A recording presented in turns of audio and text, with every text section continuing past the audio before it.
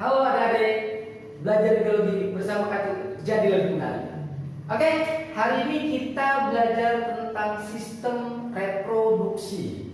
Ini kalau di kelas 11 materi di semester 2. Bicara sistem reproduksi, itu adalah salah satu dari ciri makhluk hidup yang harus ada.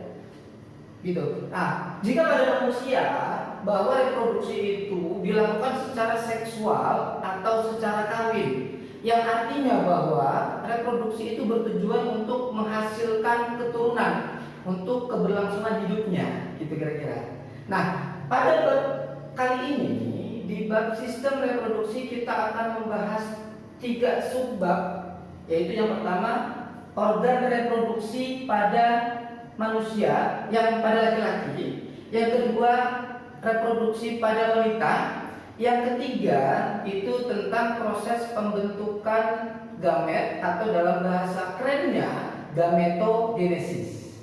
Oke, kita lanjut. Nah, bisa dilihat ini adalah gambar organ reproduksi pada laki-laki. Setidaknya ada 9 bagian yang akan kita bahas di situ. Kita kupas satu-satu, oke? Nah, yang pertama, gambar yang pertama itu adalah kantong sperma atau kantong semen. Dalam bahasa kerennya, itu disebut sebagai vesicula seminalis, adik-adik. Nah, peranannya vesicula seminalis itu fungsinya untuk memberi nutrisi pada sperma. Biasanya dia berwarna agak kekuningan. Itu si vesicula seminalis, ya. Selanjutnya, yang kedua itu ada kelenjar prostat. Nah, kelenjar prostat ini dia berupa getah sekret yang secara fungsi tidak jauh beda, yaitu untuk memberi nutrisi pada sperma. Oke, kita lanjut. Nah, pada bagian yang ketiga yaitu disebut sebagai kelenjar Chopper. Hati-hati, bukan cowok caper, tapi kelenjar Chopper atau nama lainnya kelenjar bulburetra, karena dia ada di sepanjang uretra, adik-adik. Nah, si kelenjar Chopper ini dia berperan sebagai pelindung sperma yang bersifat basah.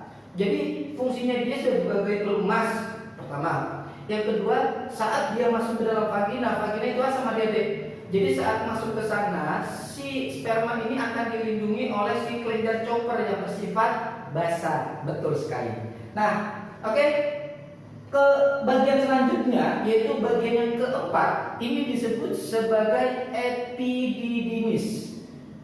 Kakak ulangi, epididymis. Hati-hati, bukan epidermis. Beda loh ya, hati-hati ya. Nah, si epididymis ini dia berperan untuk pematangan sperma sementara dan menyimpannya juga sementara. Jadi sebagai tempat penyimpanan dan pematangan sperma. Biasanya secara letak, kalau dilihat dari gambar, dia melekat atau menempel pada testis, gitu. Oke? Nah, untuk bagian yang kelima itu disebut nama lainnya, namanya skrotum. Kakak ulangi, namanya skrotum. Dia berfungsi atau berperan untuk membungkus testis. Nah, pada bagian si skrotum ini dia punya 2 otot. Oke, otot yang pertama disebut sebagai otot Dartos yang berperan untuk mengkerut dan mengembangkan si skrotum tersebut. Ya. Untuk yang kedua, ototnya namanya otot Kremaster. Nah, otot ini berperan untuk mengatur suhu testis. Jadi hati-hati untuk laki-laki yang menggunakan celana yang terlalu ketat itu juga tidak bagus untuk perkembangan sperma, kira-kira begitu. Kita lanjut ke bagian selanjutnya ya. Nah, untuk nomor atau bagian yang keenam itu disebut sebagai testis atau dalam nama lainnya buah zakar. Manusia atau laki-laki memiliki sepasang testis yang fungsinya ya itu untuk menghasilkan sperma dan menghasilkan hormon. Hormonnya mirip dengan namanya. Kalau namanya testis, hormonnya namanya testosteron. Ya. Oke. Nah, di dalam testis itu ada beberapa bagian salah satunya ada namanya tubulus seminiferus. Dari kalimat atau dari katanya itu tubulus, artinya dia berupa tabung yang berkelok-kelok. Nah, disitulah tempat sebenarnya yang sebagai tempat untuk menghasilkan sperma. Kemudian di testis ada bagian lain namanya sel Sertoli. Dia berperan untuk memberi nutrisi sperma. Kemudian yang ketiga di bagian yang ada namanya sel Leydig, berperan atau berfungsi untuk menghasilkan hormon testosteron. Oke, itu bagian ke-6. Untuk bagian selanjutnya, bagian ke-7 itu yang bagian ke-7 itu namanya penis. Nah, penis ini berfungsi sebagai organ kopulasi. Artinya organ kopulasi itu di mana dia nanti yang akan berhubungan dengan vagina pada wanita, gitu ya. Itu penis. Nah, di dalam penis itu banyak sekali pembuluh darah yang menyebabkan saat pembuluh darah banyak yang mengalir ke dalam penis atau ke bagian penis, maka terjadi yang namanya ejakulasi, kemudian terjadi proses ereksi. Nah, kira-kira begitu ada deh. Itu di bagian nomor 7. Nah, untuk bagian yang nomor 8 di tengah-tengah penis itu ada yang namanya uretra. Hati-hati, uretra berbeda dengan ureter. Kalau ureter itu yang menghubungkan dari ginjal ke kantung kemih, kalau uretra itu ada di saluran reproduksi. Nah, peran dari si uretra ini dia mengeluarkan urin dan mengeluarkan sperma. Jadi ada dua peranannya ya, jangan lupa itu. Oke, yang terakhir di gambar yang terakhir ini, bagian yang terakhir ini dia seperti apa istilahnya ya, kakak bilang ya, tabung, namanya vas deferens.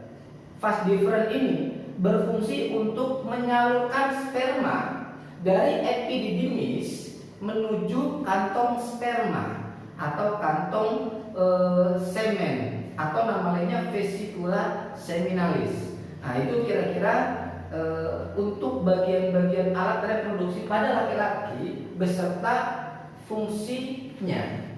Oke, bisa kalian catat dulu sebelum kita masuk ke bagian selanjutnya. Oke. Nah, jadi itu. Kemudian kalau untuk pada reproduksi pada wanita, berdasarkan gambar yang ada di papan tulis ini, setidaknya kakak akan menyebutkan 5 bagian yang tertera berdasarkan gambar. Oke. Nah, gambar yang pertama itu dia mirip dengan testis. Jumlahnya sepasang, ada di kanan dan ada di kiri sebenarnya adik-adik.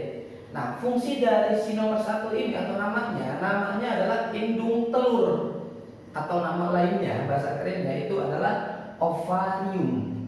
Nah, di ovarium inilah tempat terjadinya pertama pembentukan ovum atau sel telur. Kedua, tempat untuk menghasilkan hormon. Hormon apa aja? Pertama ada hormon yang namanya hormon estrogen.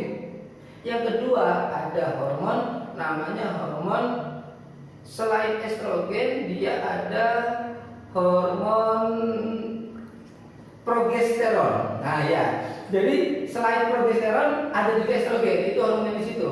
Nah, selain itu fungsi pada bagian nomor 1 ini dia juga tempat untuk terjadinya proses ovulasi. Apa sih Kak ovulasi?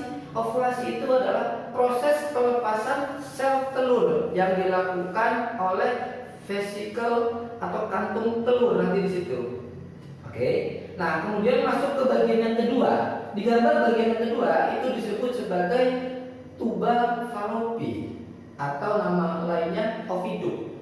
Nah, disitulah tempat janjian kalau kakak bilang. Si sperma dan ovum akan janjian bertemu di situ sehingga terjadi proses yang namanya fertilisasi atau dalam istilah lainnya pembuahan.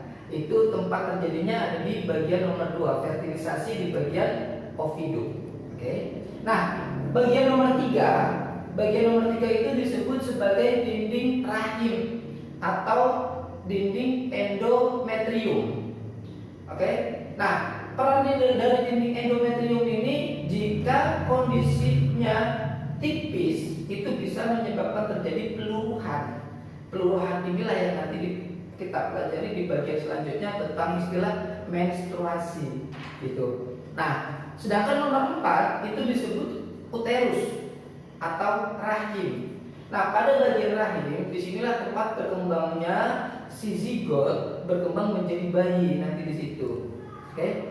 Kemudian di bagian nomor 5 itu terdapat bagian yang disebut sebagai vagina. Nah, vagina ini peranannya atau fungsinya hampir sama kayak penis pada laki-laki. Dia sama-sama sebagai organ populasi satu. Kedua, vagina juga berperan untuk tempat keluarnya bayi gitu. Oke. Nah, itu bagian yang sudah kita bahas tentang pertama alat reproduksi laki-laki, yang kedua alat reproduksi pada wanita. Nah, kakak kelas sedikit lagi sebelum ke situ. Pertama, kalau kita bicara tentang alat reproduksi laki-laki, ada dua pengelompokan di mana reproduksi laki-laki itu dibagi dua, bagian luar atau yang tampak dan bagian dalam atau yang tidak terlihat. Nah, bagian yang ada di luar atau yang kelihatan itu ada dua, ada skrotum, ada penis. Sedangkan bagian yang tidak terlihat atau yang di bagian dalam itu salah satunya ada testis, kemudian ada epididymis, kemudian ada vas deferens, ada vesicula seminalis, ada prostat, ada kelenjar Chopper. Itu untuk bagian yang di dalam. Nah, kalau untuk pada wanita sama juga, dia dibagi menjadi dua bagian. Bagian luar eksternal, bagian dalam internal. Nah, untuk bagian yang luar itu penyusunnya atau bagian-bagiannya ada yang namanya mons pubis. Di situ berupa bantalan yang banyak mengandung lapisan lemak.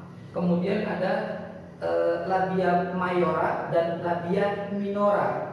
Dia kayak berupa lipatan tipis dan lipatan tebal yang berfungsi untuk sebagai pelindung dari si vagina. Nah, itu. Kemudian ada klitoris. Dia sebagai organ erektil. Kemudian yang terakhir ada satu lagi, ini disebut sebagai himen atau selaput darah. Jadi pada wanita juga dia ada terdapat selaput darah. Itu untuk bagian yang luar. Nah, untuk bagian yang dalam yang tidak terlihat itu ada ovarium, ada tuba falopi, ada rahim atau uterus, dan ada vagina gitu. Oke, kita lanjut. Nah, kemudian kita bahas tentang sel sperma dan sel ovum. Kita bahas dulu pertama tentang sel sperma, bahwa laki-laki pada dasarnya kalau kita bicara reproduksi, maka yang akan dikeluarkan oleh laki-laki itu salah satunya adalah sel sperma. Perlu kakak tekankan, sel sperma itu berbeda dengan air mani. Sperma itu adalah selnya, air mani itu yang sudah bercampur dengan kelenjar-kelenjar yang sebelumnya kita sudah bahas. Nah, berdasarkan gambarnya, sel sperma ini ada beberapa bagian. Pertama, nomor 1 itu disebut sebagai daerah kepala atau akrosom. Nah, pada bagian kepala atau akrosom ini dia berperan sebagai bagian yang berfungsi untuk menembus si ovum. Nah, jadi dia masuk nanti untuk melubangin lapisannya, lapisan pada ovum. Nah, pada bagian yang kedua itu adalah nukleus, di mana nukleus kalau kita belajar dulu di kelas 11 semester 1, fungsi nukleus adalah dia membawa materi genetik, gen. Itulah yang nanti akan diwariskan ke anak keturunannya. Oke. Nah, kemudian pada bagian yang ketiga pada sel sperma itu ada bagian leher, di mana di leher itu terdapat banyak sekali sel-sel yang mengandung mitokondria. Apa sih mitokondria? Nah, itu sama, kita coba review ulang. Itu ada di materi di semester 1, di mana mitokondria dia berperan untuk menghasilkan energi, yang berperan untuk pergerakan, untuk si sperma bisa bergerak itu butuh energi. Nah, dihasilkannya itu di bagian nomor 3, di bagian leher yang terdapat mitokondria, Dek. Oke. Nah, kemudian yang terakhir di nomor 4 itu ekor. Fungsi ekor pada sel sperma itu sebagai pergerakan untuk bergerak si sperma menuju ovum. Bisa dipahami? Oke. Kemudian pada bagian selanjutnya, di gambar selanjutnya kita akan bahas tentang sel telur atau ovum. Oke. Seperti yang sudah ada di papan tulis, setidaknya kakak cuma akan bahas 3 bagian utama pada sel telur. Pertama, yaitu yang bagian A, itu bagian terluar, itu disebut sebagai lapisan korona radiata. Dia fungsinya sebagai pelindung terluar dari ovum. Pertama kali yang akan dilubangi oleh si sperma, gitu. Jadi itu sebagai pelindung paling luar. Kemudian bagian yang D itu disebut sebagai zona pellucida, lapisan tengah. Lapisan tengah itu yang membatasi atau sebagai pelindung terakhir dari si inti yang di dalamnya. Kemudian yang E itu disebut sebagai nukleus atau inti sel telur. Seperti itu kira-kira dari bisa dipahami. Oke, kalau bisa dipahami. Untuk bagian yang terakhir nih, yaitu tentang proses pembentukan sel gamet atau dalam bahasa lainnya namanya gametogenesis. Dari katanya sel gamet berarti ada 2 jenis. Kalau bicara sel gamet atau sel kelamin berarti ada 2 jenis. Pertama, sel sperma. Maka prosesnya namanya spermatogenesis. Yang kedua, sel telur. Maka proses pembentukannya namanya oogenesis. Jadi nggak mesti harus sama ya. Kalau spermatogenesis bukan berarti telur genesis, no. Tapi kalau telur namanya oogenesis. Bisa dipahami? Oke. Kemudian kita bahas satu-satu dari komponennya atau dari proses pembentukannya. Pertama kita bahas dulu tentang spermatogenesis atau proses pembentukan sperma. Berdasarkan gambar yang ada di papan tulis, bagian yang pertama itu disebut sebagai spermatogonium. Dia punya sifat 2N. Ada yang masih ingat 2N? Ya, betul. 2N itu adalah diploid. Pintar sekali ya dari saya. Bagian yang kedua itu namanya spermatosit primer. Dia juga bersifat 2N.